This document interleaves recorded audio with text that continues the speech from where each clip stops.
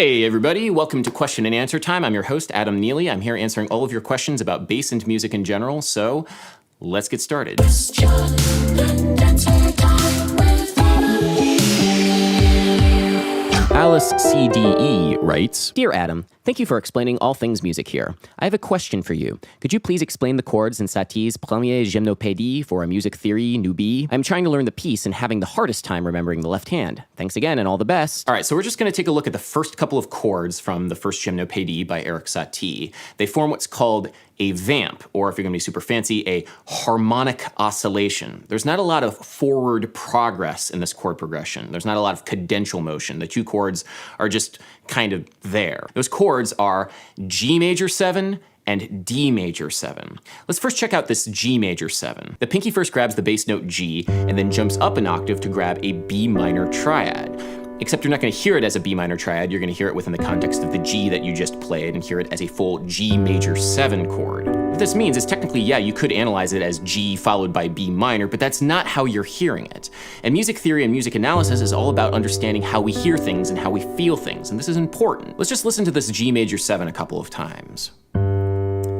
Pay close attention to what note sounds the most resolved or at peace or at home. Chances are it's that low G, right?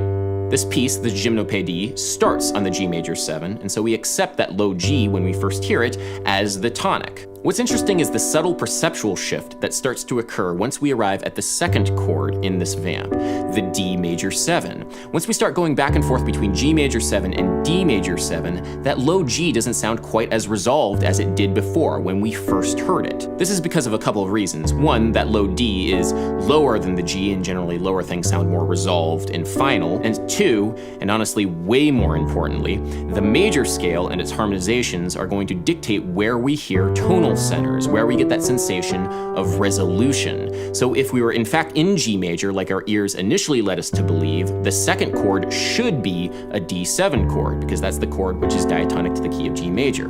But it's not. It is in fact in the piece a D major 7 chord. So if we look at the chords that we have so far, G major 7 and D major 7 are in the key of D, so we're probably in the key of D here. We started on the 4 chord, which has subdominant function in the key of D, so there's a little bit of tension there, but it didn't sound like there was tension until we got to the D major 7. This pattern is confused slightly because the D major 7, this point of resolution, occurs on a weak harmonic pulse. Just the same way that you can have downbeats and upbeats, you can have strong measures and weak measures. It's easier to hear a point of resolution on a strong measure versus a weak measure, so in this G major 7 and D major 7 vamp, there's a fair amount of ambiguity, or at least the resolution is fairly weak. Now because of that, if you wanted to, you could analyze this in terms of G Lydian, so that the one chord, the point of resolution, is occurring on the strong measure. So in this case, we have G major 7, the 1 major 7 chord, and then D major 7, the 5 major 7 chord, which is diatonic to G Lydian. So these are two separate interpretations of the same chord progression.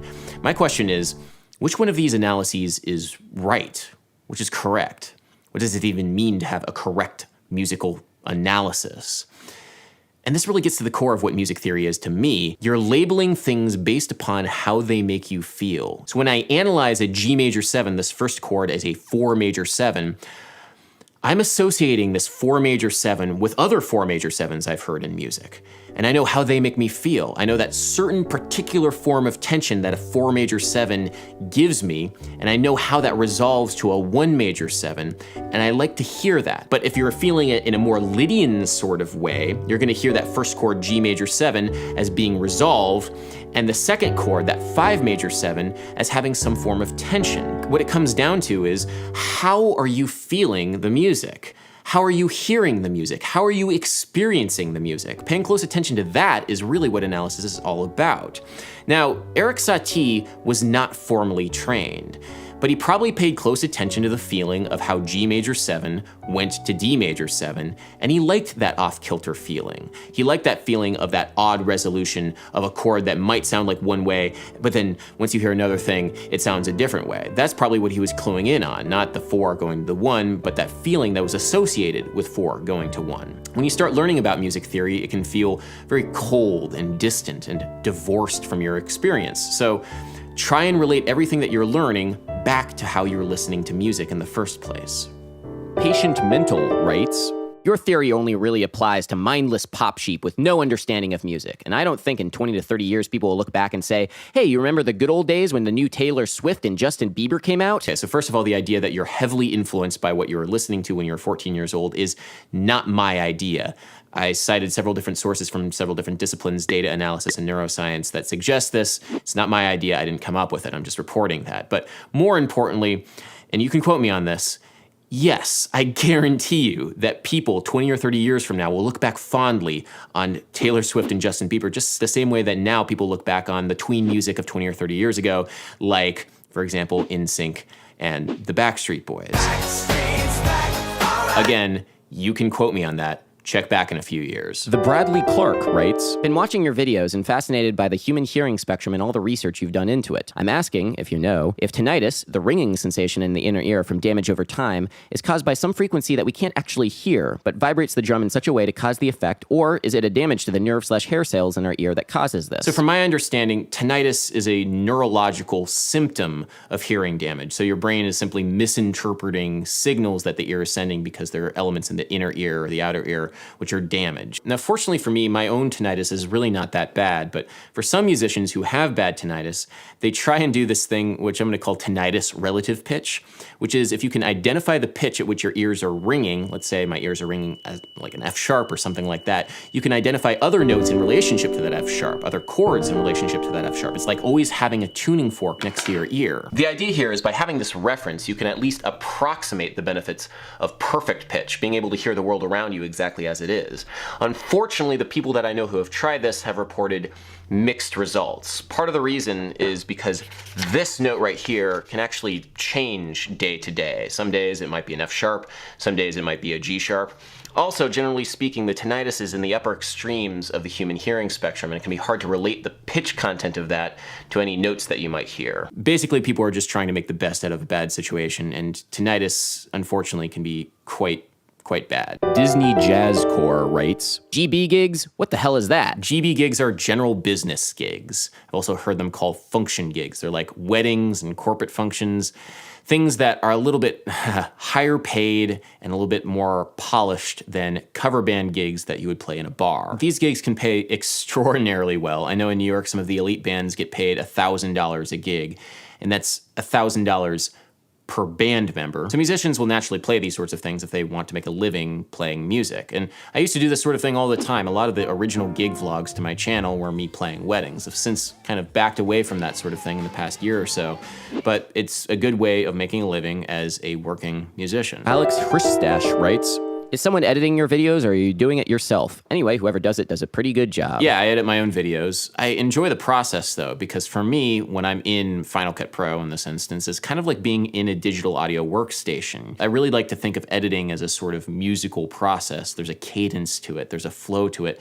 That's very similar to the sort of critical listening that I employ whenever I'm editing something in a digital audio workstation. I'm completely untrained in video editing, but I use the same skills and intuitions that I have as a musical producer and composer and apply them to this whole YouTube editing thing. The better you are at making connections between different things in your life, the more equipped you'll be for anything that comes your way. Leonardo NCS writes, hey Adam, do you think about the names of the notes while playing them on the bass? For me, I find it more natural to think in shapes and positions, but some people say it's better to name the notes in your head so that you don't get lost. When I try to do that, my playing gets weird and stuck. Do you think that's something that I should work on or just another way to think music? Thanks. No, nobody is thinking about letter names as they're playing.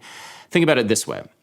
If you're reading something off of a page, are you thinking about each individual letter as you're reading it? Are you even thinking about each individual word? No, probably not. You're thinking a little bit bigger picture. But if you needed to, you could go in and say, aha, yes, that's a D, that's a C, etc., etc. It's the same thing with music. You're not thinking about the notes in real time. Rather, the notes are a tool for giving context to certain shapes and being able to orient yourself in situations which demand it. For example, if I called a tune, all right, the chords are F sharp minor, D, A, E. 1, 2, ready, and. You better know where the notes are on the fingerboard in this instance, otherwise you're not playing anything. The shapes are given meaning when you choose to think about the notes in situations which demand it. Otherwise, ideally, we shouldn't be thinking at all when we're playing. Raymond Visconti writes, "Hey Adam, I am new to music and I was wondering how you learn songs so fast. I see your gig vlogs and you learn songs so fast it's insane to a newbie like me. I know that with practice it will come, but what exactly should I practice?" The more songs that you learn, the faster you will learn new songs, because generally speaking, most popular songs and most popular styles follow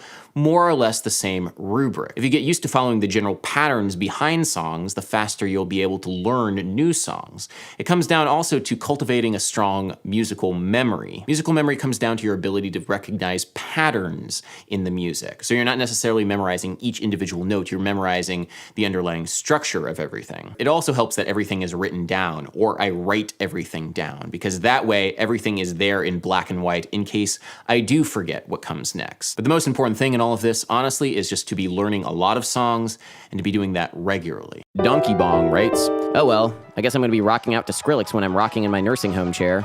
Get used to it, future generations. Grandpa loves him some Skrillex.